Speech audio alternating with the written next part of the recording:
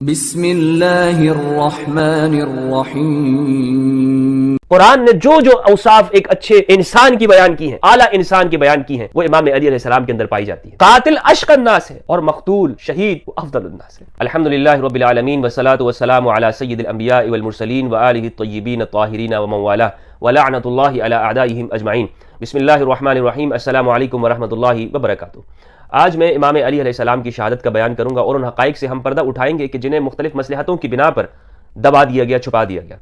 رسول اللہ صلی اللہ علیہ وآلہ وسلم نے امام علی علیہ السلام کے بارے میں فرمایا، امام مسلم نے اپنی صحیح کے اندر اس نقل کیا۔ امام علی فرماتے ہیں والذی فلق الحب وبرأ النسمة انہ لعہد النبی الامی الی صلی اللہ علیہ وآلہ وسلم یا علی لا يحبک الا مؤمن ولا یبغضک الا منافق۔ امام علی فرماتے ہیں کہ اس ذات کی قسم جس نے دانے کو پیدا کیا، اس ذات کی قسم کہ جس نے روح کو پیدا کیا، مجھ سے نبی امی نے یہ وعدہ لیا، بلکہ یہ فرمایا اے علی تجھ سے صرف مومن ہی محبت کرے گا اور منافق ہی بغض کرے گا۔ رسول اللہ صلی اللہ علیہ وآلہ وسلم کے زمانہ اقدس میں موجود وہ منافقین وہ بعد میں جا کے خوارج کہلاتے ہیں، اور انہی میں سے ایک بدبخت، دنیا کا سب سے بدبخت انسان، اشقى الناس، عبد الرحمن ابن ملجم المرادی لعنہ اللہ، اس نے امام علی علیہ السلام کو اس حالت میں شہید کیا کہ امام علی کا سر سجدے میں تھا، اور اس شہادت کی خبر رسول اللہ صلی اللہ علیہ وآلہ وسلم نے امام علی علیہ السلام کو دے دی تھی۔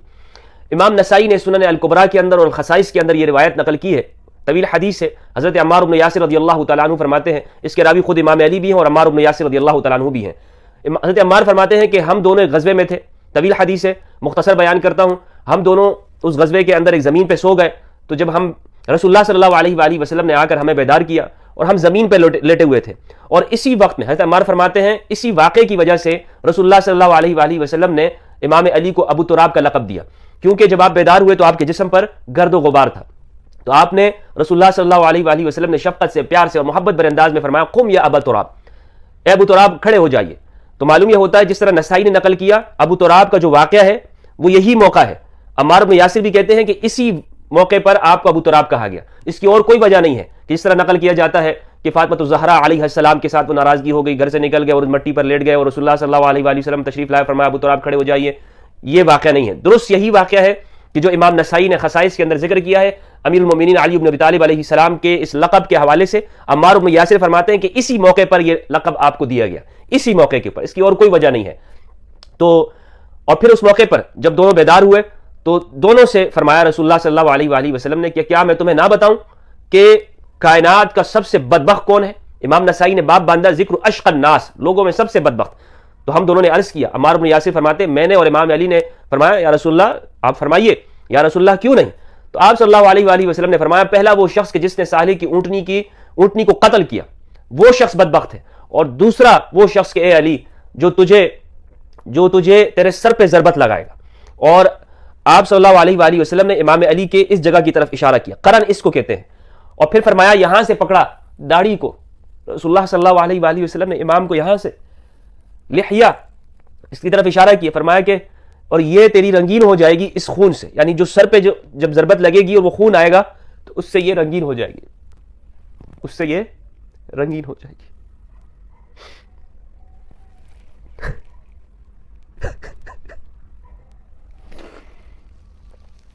کائنات کا سب سے بڑا بدبخت و ملعون جس نے قرآن ناطق کو شہید کیا۔ آج ہم اس حوالے سے گفتگو کریں گے، امام علی علیہ السلام کی شہادت کے حوالے سے میں کچھ چیزیں آپ کے سامنے رکھوں گا، اور یہ شاید آپ کے لیے نہیں ہوں، لیکن امام علی علیہ السلام کے زمانے کا تجزیہ اور تحلیل اس دور کا اسی طور پہ ہمیں کرنا چاہیے۔ کچھ لوگ امام علی کے زمانے کو وہ خلفائے راشدین کے دور میں رکھتے ہیں، بلکہ بعض نے تو خلفائے راشدین کے دور سے کاٹا ہے، بعض ناصبیوں نے، اور اس میں بڑے بڑے لوگ شامل ہیں، میں ان کا ذکر نہیں کرنا چاہتا، لیکن انہوں نے جو کاٹا ہے تو درست ہی کاٹا ہوگا خلفائے راشدین سے۔ امام علی علیہ السلام کے زمانے کو ہمارے ہاں عموماً خلفائے راشدین کے ساتھ سمجھا جاتا ہے، لیکن میں امام علی کی فضیلت میں آپ کے سامنے یہ کہوں گا کہ امام علی کا زمانہ تمام زمانوں سے افضل ہے۔ خلفائے راشدین کا زمانہ افضل ہوگا، لیکن امام کا زمانہ اسے میں نام دیتا ہوں زمانہ قرآن، یہ قرآن کا زمانہ ہے، رسول اللہ صلی اللہ علیہ وآلہ وسلم کی سنت کو زندہ کرنے کا زمانہ ہے۔ کس طرح زندہ کیا؟ قرآن مجید رسول اللہ صلی اللہ علیہ وآلہ وسلم کی عظمت اور شان بیان کرتا ہے۔ قرآن میں رسول اللہ صلی اللہ علیہ وآلہ وسلم کی جانب کوئی چھوٹا سا جملہ بھی آپ کی شان میں کوئی کمی نہیں کرتا، ورق پر رسول اللہ صلی اللہ علیہ وآلہ وسلم کی عظمت، طہارت، تقدس، آپ کی شان کو بیان کیا گیا۔ انک لعلی خلق عظیم، آپ خلق عظیم والے ہیں، آپ شاہد ہیں، نذیر ہیں، سراج منیر ہیں، آپ گواہ ہیں۔ رسول اللہ کی زندگی کی قسمیں کھائی ہیں اللہ سبحانہ و تعالیٰ نے، لعمرک، آپ کی زندگی کی قسم ہے پیارے۔ قرآن آپ کی شان بیان کرتا ہے، اور امام علی علیہ السلام نے اپنے زمانے میں قرآنی مضامین کو زندہ کیا۔ آپ روایات میں دیکھیں گے تو رسول اللہ صلی اللہ علیہ وآلہ وسلم کے بارے میں آپ کو طرح طرح کی روایات ملیں گی، اور ان روایات کو بنیاد بنا کر مستشرقین اور اسلام دشمن قوتوں اور طاقتوں نے سرکار دو عالم کی سیرت طیبہ کے اوپر اعتراضات اٹھائے ہیں۔ یہ کوئی چھپی ہوئی باتیں نہیں ہیں۔ مثال کے طور پر ہماری روایتوں میں یہ بات ملتی ہے کہ رسول اللہ صلی اللہ علیہ وآلہ وسلم نماز میں بھول گئے۔ صحیح مسلم کی روایت ہے، صحیح بخاری کے اندر بھی موجود ہے 1228 نمبر پر۔ ابو ہریرہ رضی اللہ تعالیٰ عنہ روایت کرتے ہیں، اور یہ تمام روایتیں جو ہے عبد الرحمن بن سخر سے ہیں۔ ابو ہریرہ فرماتے ہیں کہ رسول اللہ صلی اللہ علیہ وآلہ وسلم نے 2 رکعت پڑھا کر سلام پھیر دیا تو ذوالیدین ایک آدمی نے کہا، صحابی ذوالیدین نے کہا کہ کیا نماز کم ہو گئی ہے یا آپ بھول گئے ہیں یا رسول اللہ؟ اور ذوالیدین اس لیے کہتے ہیں کہ 2 ہاتھوں والا، اس کے ہاتھ سب سے لمبے تھے۔ تو رسول اللہ صلی اللہ علیہ وآلہ وسلم نے فرمایا، پوچھا صحابہ سے کہ کیا یہ شخص صحیح کہتا ہے؟ تو لوگوں نے کہا یا رسول اللہ جی ہاں یہ صحیح کہتا ہے۔ تو پھر آپ صلی اللہ علیہ وآلہ وسلم نے 2 اور رکعتیں پڑھائیں، پھر آپ نے سلام پھیرا، پھر تکبیر کہی، پھر سجدہ کیا اسی پہلے کی طرح سجدے کی طرح۔ تو یہ بخاری کے اندر بھی موجود ہے، مسلم کے اندر بھی موجود ہے۔ اسی طرح یہ روایتیں بھی موجود ہیں کہ آپ صلی اللہ علیہ وآلہ وسلم بخاری مسلم کے اندر اور دیگر میں تفصیل کے ساتھ کہ رسول اللہ صلی اللہ علیہ وآلہ وسلم نماز پڑھانے کی تشریف لائے، اور پھر آپ نے بعض میں ہے کہ آپ نے تکبیر کہی، بعض میں ہے کہ آپ نے تکبیر نہیں کی اور آپ گھر چلے گئے، پھر آپ غسل کر کے آئے، اور آپ نے فرمایا کہ میں جنب کی حالت میں تھا اور مجھے یاد آ گیا تو میں نے غسل کیا۔ تو آپ یہ دیکھیں کہ ان روایات میں سے کیا معلوم ہوتا ہے آپ صلی اللہ علیہ وآلہ وسلم کے بارے میں کہ آپ نماز میں بھول جاتے تھے، آپ کی شان میں اس طرح کمی کی گئی۔ لیکن دوسری جانب امام علی علیہ السلام کے کلام کو آپ پڑھیں گے تو امام علی کے کلام میں جس طرح قرآن میں رسول اللہ صلی اللہ علیہ وآلہ وسلم کی شان ہے، طہارت ہے، آپ کا مقام اور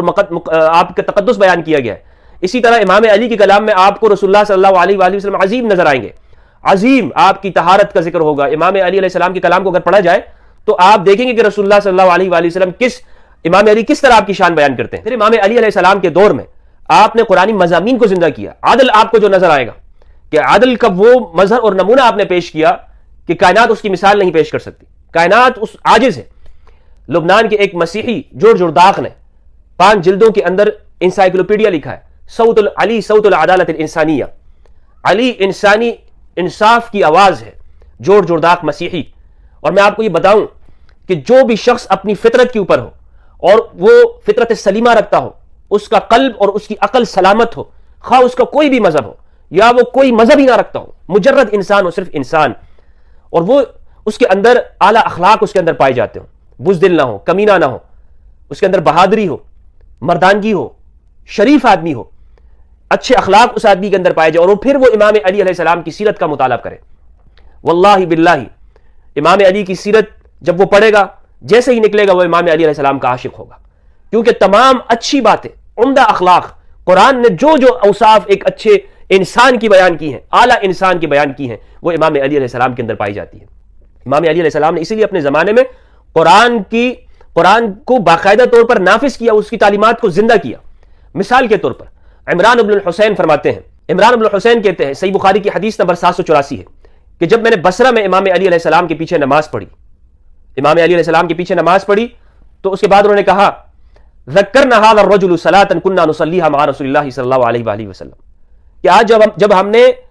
اس شخص کے پیچھے نماز پڑھی ہے تو اس شخص نے ہمیں وہ نماز یاد دلا دی جو ہم رسول اللہ کے پیچھے پڑھا کرتے تھے صلی اللہ علیہ وآلہ وسلم۔ وہ کس طرح نماز تھی؟ فذکر انہ کان یکبر کلما رفع وکلما وضع، کہ جب بھی آپ جب بھی بلند ہوتے یعنی سجدے سے کھڑے ہوتے یا رکوع سے کھڑے ہوتے تو آپ تکبیر کہتے، اور جب بھی آپ نیچے جاتے جھکتے سجدے میں تو آپ تکبیر کہتے۔ یہ امام علی علیہ السلام کی نماز تھی۔ تو نماز صحابہ کا اعتراف موجود ہے کہ رسول اللہ صلی اللہ علیہ وآلہ وسلم کے دور میں جو نماز تھی، جو آپ نماز پڑھا کرتے تھے، وہ امام علی علیہ السلام نے زندہ کی۔ اسی لیے امام علی کے زمانے میں آپ دیکھیں گے آپ نے جو قصہ گو قسم کے لوگ تھے، وہ واعظ اور وہ خطیب جو جھوٹی کہانیاں لوگوں کے سامنے بیان کرتے تھے، انہیں اپنے علاقے سے نکال دیا تھا۔ امام علی علیہ السلام قرآن مجید، قرآن ناطق ہے، قرآن کا عملی مظاہرہ امام علی علیہ السلام کے زمانے اور دور اقدس میں ہوا ہے۔ اس لیے میں امام کے زمانے کو زمانہ قرآن کہتا ہوں، اور پھر امام علی علیہ السلام قرآن سے جدا نہیں ہے۔ صحیح روایات کے اندر ہے، مستدرک حاکم کے اندر اور دیگر کتابوں کے اندر کہ امام علی علیہ السلام وہ قرآن کے ساتھ ہے، علی مع القرآن والقرآن مع علی، علی قرآن کے ساتھ اور قرآن علی کے ساتھ۔ امام علی علیہ السلام کی زندگی کو اگر سمجھنا ہے، قرآن مجید کو تدبر کرنا ہے، رسول اللہ صلی اللہ علیہ وآلہ وسلم کی سیرت کو ہم نے پڑھنا ہے۔ اچھا، یہ بھی یہاں سمجھیے کہ امام علی علیہ السلام نے اپنے زمانے میں احادیث کو قلم بند کیا۔ احادیث آپ فرمایا کرتے تھے، آپ یہ اعلان کیا کرتے تھے کہ کون ہے کہ جو علم کو درہم کے بدلے میں خریدے گا، علم کو درہم کے بدلے میں خریدے گا۔ اور مناظر حسن گیلانی رحمہ اللہ نے یہ کہا ہے کہ اسی سے جو حدیث کی حجیت کے اوپر دلیل کیا اور تدوین حدیث کے اوپر، مناظر حسن گیلانی نے کہا ہے کہ اس سے ہمیں معلوم ہوتا ہے، کیونکہ پچھلے ادوار میں تو حدیثوں کو لکھنے سے منع کیا گیا تھا۔ حضرت ابوبکر رضی اللہ تعالیٰ عنہ کے پاس حدیثوں کا ایک صحیفہ تھا، وہ آپ نے جلا دیا تھا۔ حضرت عمر نے بھی منع کیا تھا، اور حضرت عمر کا تو مشہور قول ہے حدیث قرطاس کے اندر، حضرت عمر نے کہا تھا حسبنا کتاب اللہ، حسبنا کتاب اللہ، ہمیں کتاب کافی ہے، اللہ کی کتاب ہمیں کافی ہے۔ تو لیکن امام علی علیہ السلام نے قرآن کے ساتھ ساتھ سنت کو بھی زندہ کیا، احادیث کے لکھنے کی باقاعدہ امام علی علیہ السلام نے آپ نے اس کو آغاز کیا۔ لیکن کتنے مظلوم ہیں کہ اسی امام علی علیہ السلام کی احادیث اور روایات ہمیں کم ملتی ہیں، بہت کم نظر آتی۔ ابن حزم نے کہا ہے کہ 56 روایات موجود ہیں۔ تو یہ کتنے افسوس کی بات ہے، کتنی مظلومیت ہے امام علی علیہ السلام کی۔ اب میں اس طرف آتا ہوں کہ امام علی کو جو شہید کرنے والا جو شخص ہے عبد الرحمن ابن ملجم المرادی، اس بارے میں ایک واقعہ بیان کیا جاتا ہے کہ 3 افراد نے پلاننگ کی، کتابوں میں لکھا ہوا ہے، اور تینوں نے یہ کہا کہ ایک نے کہا کہ میں علی کو قتل کروں گا، دوسرے نے کہا کہ میں عمرو بن العاص کو، تیسرے نے کہا کہ میں معاویہ بن ابی سفیان کو۔ اور ان میں سے عبد الرحمن ابن ملجم المرادی یہ کوفہ آیا اور اس نے امام علی علیہ السلام کو شہید کیا۔ یاد رکھیے گا کہ تاریخ کے اندر واقعات کو کچھ چیزوں کو چھپانے کے لیے بیان کیا گیا ہے۔ مثلا ابن سبا ایک کردار ہے اور دوسرا کردار ہے ابن ملجم المرادی۔ ابن سبا کا کردار آپ کو اگر آپ اس کو دیکھیں گے کہ سیف ابن عمر التمیمی وہی نقل کرتا ہے اور اس سے تبری نے لیا ہے، لیکن سیف بن عمر التمیمی یہ محدثین کے ہاں کذاب ہے، یہ جھوٹا ہے۔ لیکن یہ عبداللہ ابن سبا کا جو واقعہ ہے بیان اسی نے کیا ہے، گھڑا اسی نے ہے، لیکن یہ اتنا پھیل گیا کہ اب ہر ایک کی زبان پہ ہوتا ہے سبائی فتنہ، عبداللہ ابن سبا وغیرہ وغیرہ۔ اور عبد الرحمن ابن ملجم المرادی اس کے بارے میں بھی اسی طرح کی باتیں ہیں۔ تو یہ ابن سبا کے بارے میں ایسے کیوں کہا گیا؟ اس کی وجہ یہ ہے کہ جو اصل قاتلین ہیں ان تک تاکہ کوئی نہ پہنچے، اور لوگ اسی میں پھنسے رہے کہ یہ سبائی، گویا کہ وہ سارے وہ لوگ جنہوں نے حضرت عثمان رضی اللہ عنہ کی مخالفت کی تھی اس کا کوئی نام ہی نہیں لیتا، کوئی بیان ہی نہیں کرتا اسے کہ جناب وہ کون لوگ تھے جنہوں نے حضرت عثمان رضی اللہ عنہ کو ان کی مخالفت کی، حتیٰ کہ انہیں جو شہید کیا کون لوگ تھے ان کے نام ہی نہیں بیان کرتے۔ مثال کے طور پر مروان نے جب حضرت طلحہ کو شہید کیا تو مروان نے یہ کہا تھا کہ میں اس شخص کو، حضرت عثمان کے بیٹے سے کہا کہ میں نے اس شخص کو جب شہید کیا تو یہ اب اس کے بعد قصاص عثمان میں کسی اور کو مارنے کی ضرورت ہی نہیں ہے۔ تو اس کا مطلب یہ کہ مروان جو سمجھتا تھا وہ لوگ یہی سمجھتے تھے کہ مد مقابل کے جو لوگ ہیں جمل کے لوگ، ان کا اس میں کردار ہے۔ تو بہرحال یہ ان کی طرف سے یہ بات واضح طور پر ہمیں موجود ہے جس کو ہمارے ہاں بیان نہیں کیا جاتا ہے۔ تو عبد الرحمن ابن ملجم المرادی اس کے واقعے کے اوپر اور یہ کوفہ میں جس طرح سے آیا، یہ آپ غور کریں گے تو آپ کو معلوم ہوگا کہ جناب نہیں، حقیقت کچھ اور ہے۔ حقیقت میں یہ مصر سے تعلق رکھتا تھا، اور مصر آپ کو معلوم ہونا چاہیے کہ حضرت عمر رضی اللہ عنہ کے زمانے میں عمرو بن عاص نے اس کو فتح کیا ہے، عمرو بن عاص نے۔ اور مصر کے اوپر عمومی طور پر عمرو بن عاص کا بڑا کنٹرول رہا ہے، بڑا کنٹرول رہا ہے۔ یہ مصر سے آیا ہے یہاں پہ کوفہ میں، اور پھر کوفہ کے اندر اس کی جو سہولت کاری کی ہے، لازمی بات ہے جب بھی کوئی واقعہ ہوتا ہے تو جس طرح 8 سہولت کار ہوتے ہیں، پچھلے زمانے میں بھی سلیپر سیلز دہشت گردوں کے تھے اور ان کی سہولت کاری ہوتی تھی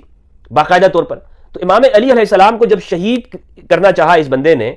تو اس کی کوفہ کے اندر سہولت کاری کی ہے اشعث بن قیس الکندی نے۔ اشعث بن قیس الکندی وہ بندہ ہے کہ جو اس کے بارے میں آتا ہے کہ یہ صحابی تھا، پھر مرتد ہو گیا تھا حضرت ابوبکر رضی اللہ عنہ کے زمانے میں، سے پھر دوبارہ سے اس کی توبہ قبول کی گئی، تو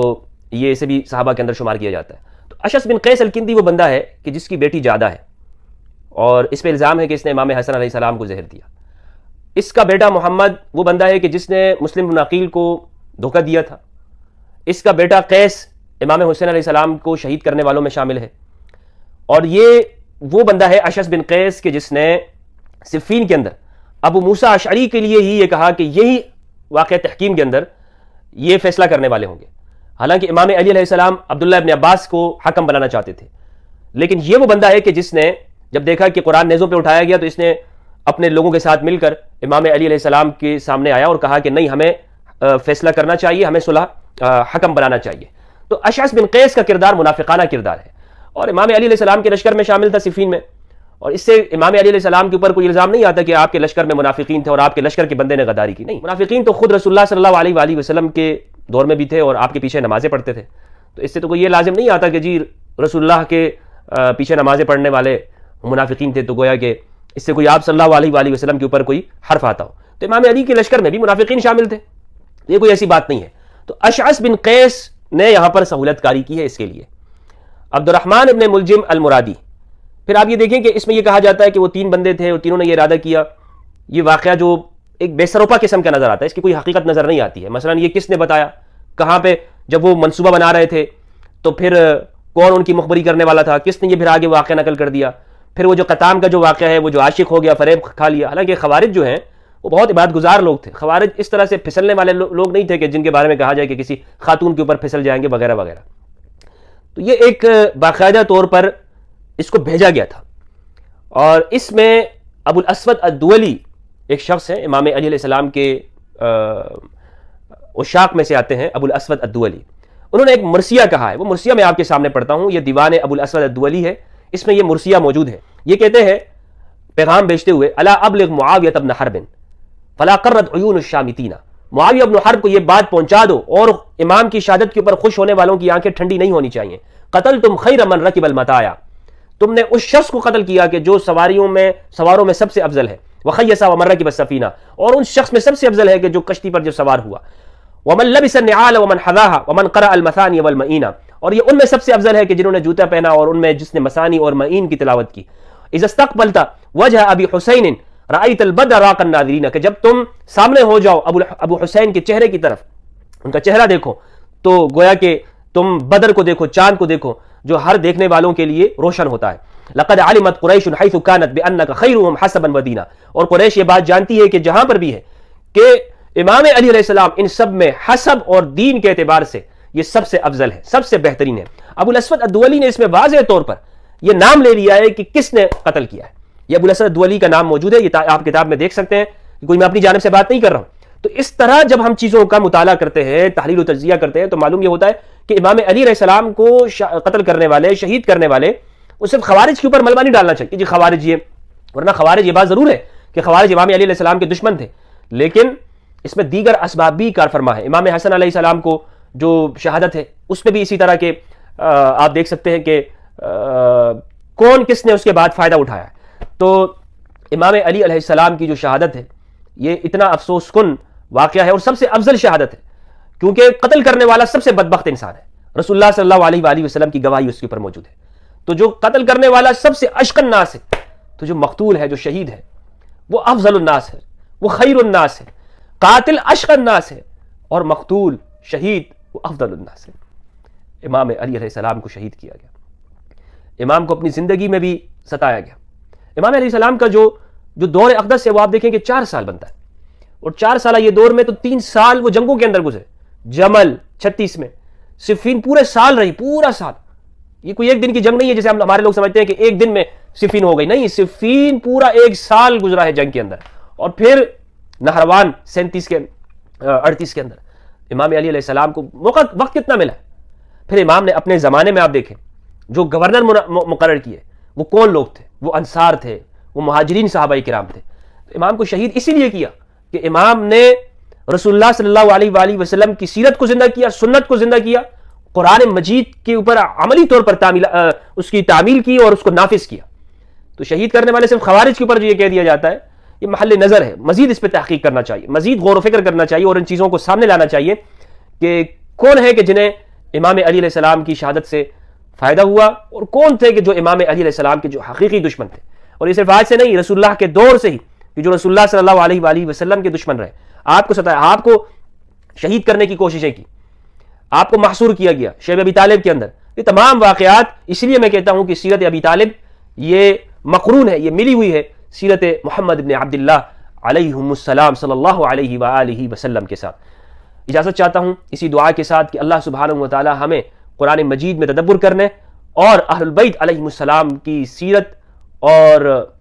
ان کی پیروی کرنے کی، ان کی معرفت عطا فرمائے۔ والسلام علیکم ورحمۃ اللہ وبرکاتہ۔ Thanks for watching.